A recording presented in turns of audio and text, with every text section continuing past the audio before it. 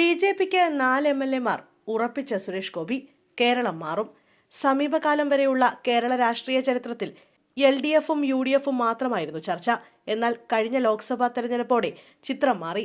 നടൻ സുരേഷ് ഗോപി 3,00,000-ത്തിന്റെ ഭൂരിപക്ഷത്തിൽ പാർലമെന്റിലേക്ക് തെരഞ്ഞെടുക്കപ്പെട്ടു. 2024 ലോക്സഭാ തെരഞ്ഞെടുപ്പ് ബി.ജെ.പിക്ക് വലിയ പ്രതീക്ഷ നൽകുന്നതായിരുന്നു. ലോക്സഭാ തെരഞ്ഞെടുപ്പിൽ സാധാരണ UDF തരംഗം പ്രകടമാണ്, പ്രത്യേകിച്ചും രാഹുൽ ഗാന്ധി കേരളത്തിൽ മത്സരിക്കാൻ തുടങ്ങിയതു മുതൽ. എന്നാൽ അതിനിടയിലും ബി.ജെ.പി കരുത്ത് കാട്ടിയെന്നതാണ് 2024 തെരഞ്ഞെടുപ്പിൽ കണ്ടത്.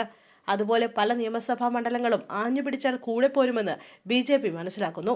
ഇത്തവണ സുരേഷ് ഗോപിയെ മുന്നിൽ നിർത്തി നിയമസഭാ തെരഞ്ഞെടുപ്പ് പ്രചരണം കൊഴുപ്പിക്കാനാണ് ബി.ജെ.പിയുടെ നീക്കം. തദ്ദേശ തെരഞ്ഞെടുപ്പിൽ 6 കോർപ്പറേഷനുകളിലെ പ്രചാരണം ഓരോ നേതാക്കളും വീതം വെച്ചിട്ടുണ്ട്. തൃശൂർ കോർപ്പറേഷന്റെ ചുമതല സുരേഷ് ഗോപിക്കാണ്. എങ്കിലും മറ്റു ജില്ലകളിലും അദ്ദേഹം പ്രചരണത്തിന് എത്തുന്നുണ്ട്.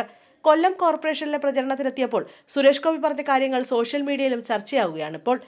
തിരുവനന്തപുരം ജില്ലയിൽ 4 നിയമസഭാ മണ്ഡലങ്ങളിൽ തങ്ങൾ ജയിക്കുമെന്നാണ് സുരേഷ് ഗോപി അവകാശപ്പെടുന്നത്. നേമം ഉൾപ്പെടെയുള്ള മണ്ഡലങ്ങൾ ഇത്തവണ ലഭിക്കും. കഴിഞ്ഞ തവണ ചില വക്ര രാഷ്ട്രീയ കളികൾ നടന്നതുകൊണ്ടാണ് ബി.ജെ.പി തോറ്റത്. വരുന്ന നിയമസഭാ തെരഞ്ഞെടുപ്പിൽ മികച്ച വിജയം നേടുമെന്നും സുരേഷ് ഗോപി പറയുന്നു. അതേസമയം ശബരിമല സ്വർണ്ണക്കൊള്ളക്കേസിലും അദ്ദേഹം പ്രതികരണം നടത്തി. ശബരിമല സ്വർണ്ണക്കൊള്ളയിൽ ഇപ്പോൾ നടക്കുന്നത് കോടതിയുടെ മേൽനോട്ടത്തിലുള്ള പോലീസ് അന്വേഷണമാണെന്നും ഇനി CBI-യും NIA-യും വരുമെന്നും അപ്പോൾ കയ്യും കാലുമിട്ട് അടിക്കരുതെന്നും കേന്ദ്രമന്ത്രി സുരേഷ് ഗോപി മുന്നറിയിപ്പ് നൽകി.